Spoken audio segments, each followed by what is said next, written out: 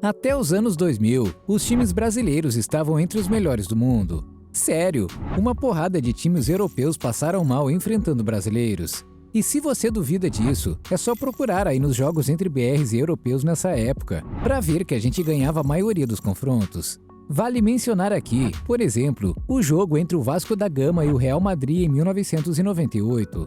Aquele Vasco era repleto de craques como Juninho Pernambucano, Mauro Galvão e Carlos Germano. Os caras enfrentaram ninguém mais, ninguém menos que o galáctico Real Madrid, que foi a campo com estrelas mundiais como Seedorf, Roberto Carlos e Raul, em uma disputa pelo Mundial de Clubes. Mas se você acha que aquele Real teve um jogo fácil, você está completamente enganado. É verdade que o Vasco perdeu a final, mas jogou melhor que o time espanhol praticamente o jogo inteiro. E claro, vale mencionar também nos anos 2000, os títulos mundiais de São Paulo e Internacional, e inclusive, o time gaúcho ganhou na final do mágico Barcelona de Ronaldinho. Mas assim, por mais que recentemente o Palmeiras e o Flamengo tenham feito bons jogos nas finais de mundiais, você tem que concordar que os times brasileiros não são mais aquela potência do futebol que eram anos atrás. Mesmo assim, o legado dos nossos times marcou a vida de vários craques mundiais de hoje em dia, e vários deles conhecem e até querem jogar por times brasileiros. Por exemplo, Dybala, o craque da Juventus, já afirmou que conhece alguns times como Santos, São Paulo, Grêmio e Fluminense. Além disso, ele disse que tem uma camisa do Santos, uma camisa do Grêmio e uma camisa especial do Rogério Ceni. Mas assim, até dá para entender como o Dybala conhece tantos times aqui. Afinal, o cara é argentino e quando criança assistia vários jogos da Libertadores, como ele mesmo disse. O que não tem explicação mesmo é como os filhos do italiano Buffon conhecem e torcem pelo Fluminense. É isso aí! O lendário goleiro já disse em uma entrevista que seus filhos começaram a torcer pelo time brasileiro porque o viram ganhar um campeonato. Eu, pelo menos, não sei que campeonato foi esse, mas você tem que admitir que é meio nada a ver os filhos do maior goleiro da história da Juventus torcer para o Fluminense. Falando em times cariocas, quem também faz muito sucesso lá fora é o Flamengo. O próprio Buffon disse na mesma entrevista que sempre que o perguntam sobre algum time brasileiro, o primeiro nome que vem em sua cabeça é o do Flamengo. Além dele, todos os jogadores da Alemanha que participaram da Copa do Mundo de 2014 conhecem bem o rubro-negro carioca. Isso porque a comissão esportiva da seleção alemã fez de tudo para que os torcedores flamenguistas simpatizassem com eles. Até o segundo uniforme da seleção foi inspirado na camisa do Mengão. No post de lançamento do uniforme, a equipe de marketing da seleção colocou a seguinte frase: "No espírito do Brasil, com estilo, sua camisa para o Rio". Inclusive, esse foi o uniforme que a seleção alemã usou no trágico 7-1. Se o intuito deles era conquistar os torcedores flamenguistas, depois desse dia, todo o plano foi por água abaixo, né? Não que eles tenham se arrependido do 7-1. E é claro que toda essa relação com o rubro-negro fez com que alguns jogadores de lá se tornassem torcedores do clube. Schweinsteiger e Podolski, por exemplo, tiraram várias fotos com a camisa do Flamengo e durante muito tempo se especulou que Podolski viria a jogar no Rio, já que ele mesmo disse várias vezes sobre o sonho de vestir a camisa do Mengão.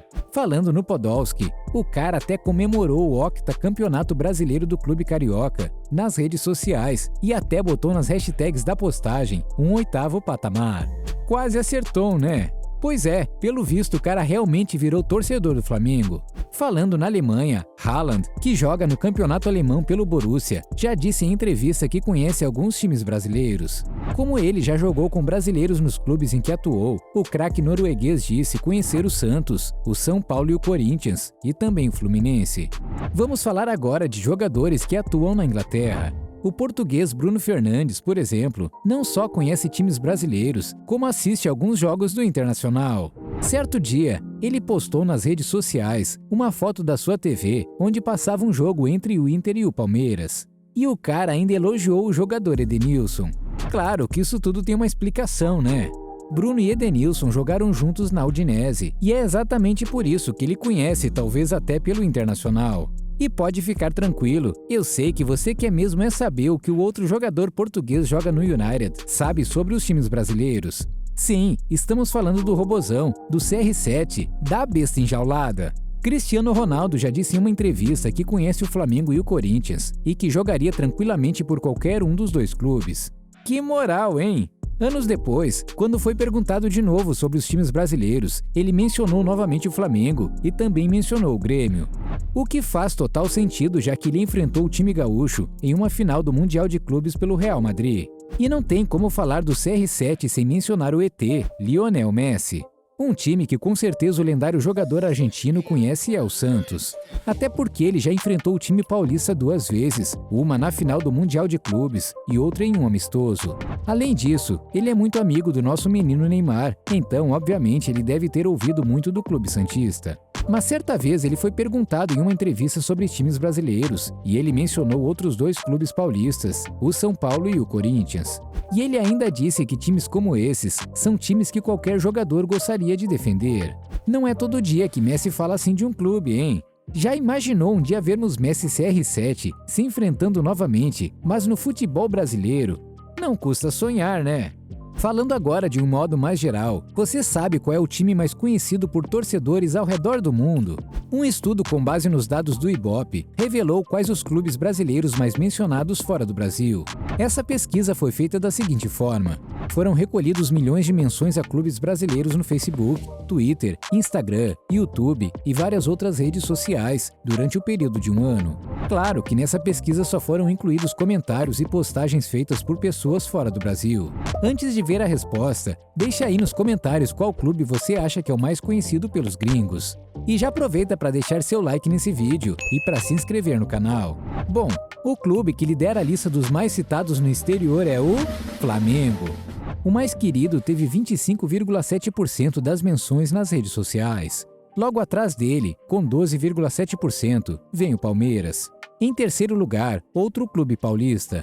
O Corinthians teve 10,4% das menções. Em seguida vem o Grêmio, o Santos, o Vasco da Gama e todos os outros que você está vendo aí. E aí, onde o seu clube de coração está na lista?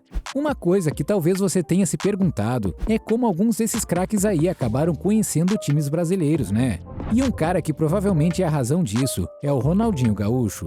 O cara simplesmente inspirou uma geração inteira de jogadores, e todos os times que o bruxo passou ganharam fama no mundo inteiro. Por exemplo, Cristiano Ronaldo teve a chance de ver a força de um brasileiro com seus próprios olhos, quando enfrentou pela primeira vez o Ronaldinho Gaúcho. Clique no vídeo que está aparecendo na sua tela e conheça esse jogo histórico.